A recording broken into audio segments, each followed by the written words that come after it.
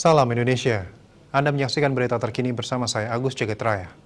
Pada Minggu 2 Mei, Bali mendapatkan kabar baik dalam penanganan COVID-19. Pasalnya tambahan kasusnya mengalami penurunan dibandingkan sehari sebelumnya.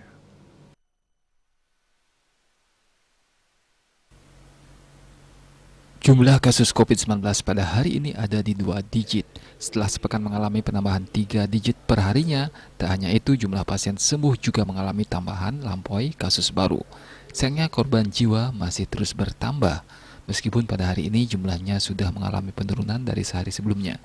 Data Satgas Penanganan COVID-19 Bali mencatat terdapat 86 kasus baru.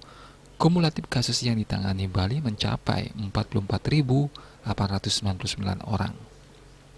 Sementara itu tambahan korban jiwa mencapai 6 orang. Kumulatif korban jiwa COVID-19 mencapai 1.353 orang atau 3,01%.